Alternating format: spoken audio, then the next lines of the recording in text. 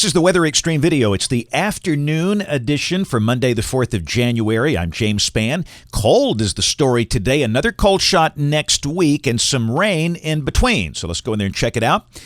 Water vapor satellite view this afternoon. The trough that's over the eastern U.S. is what delivered the cold air.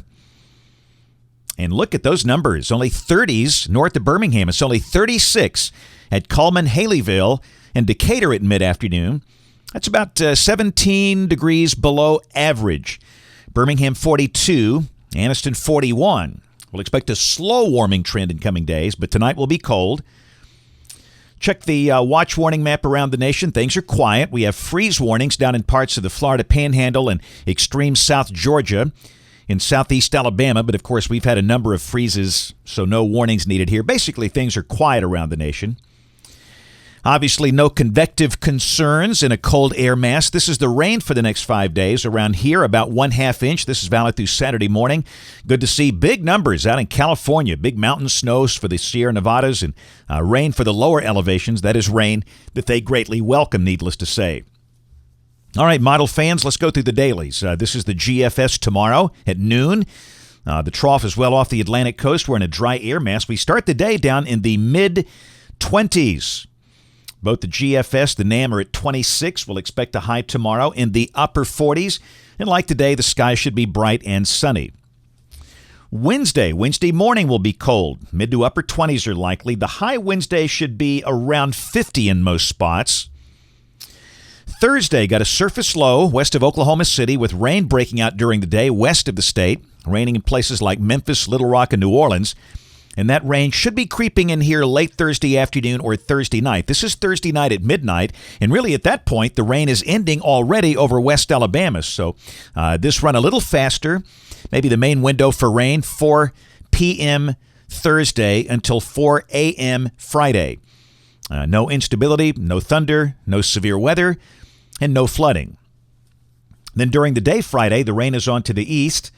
The sky will stay mostly cloudy. And understand there's no cold air involved with this thing. In fact, a good chance we see low 60s on Friday. That'll feel pretty good.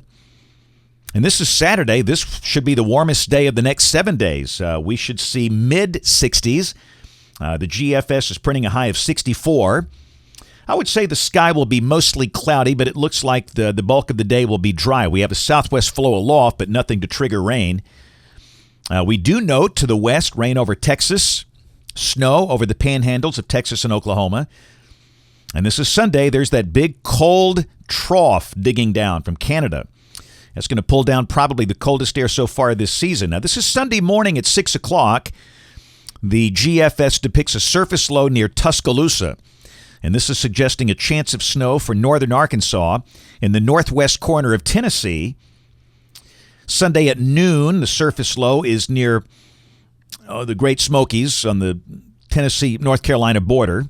Rain tapers off here. And then this is 6 o'clock Sunday evening, suggesting cold air advection, a strong north wind.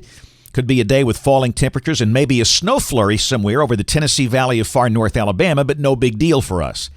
And we note the European at 6 o'clock Sunday is nothing like that. It suggests maybe a band of rain Saturday night, ending very early Sunday, and just colder air dropping in here.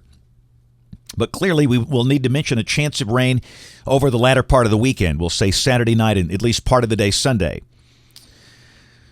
This is Monday of next week. Cold air beginning to nose in here. Monday at midday. This is suggesting we might have a hard time getting out of the 30s. Check the guidance coming off the ensembles, the European. It looks pretty cold.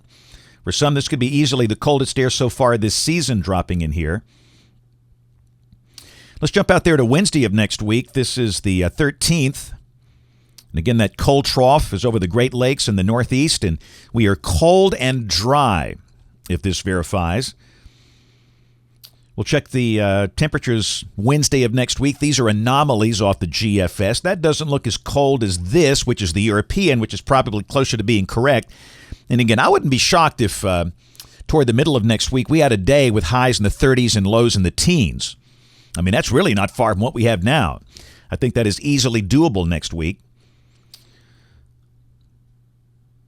And this is the end of the forecast period, Thursday the 14th. Again, that's cold and dry.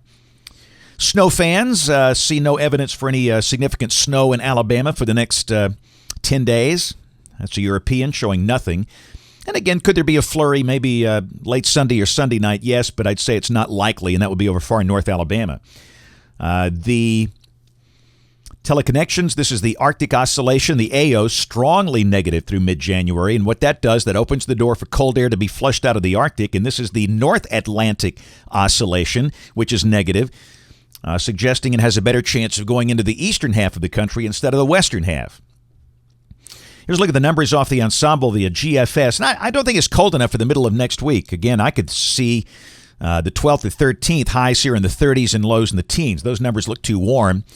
But generally speaking, that's the trend, and then we kind of trend back toward average values later in the month. That's it for the Weather Xtreme video this afternoon. We'll have the next video here by 7 o'clock tomorrow morning. If you can't catch us this evening on the live stream or the television side, ABC 3340 News at 4, 5, 6, and 10 o'clock. Thanks for watching. Have a great evening, and God bless.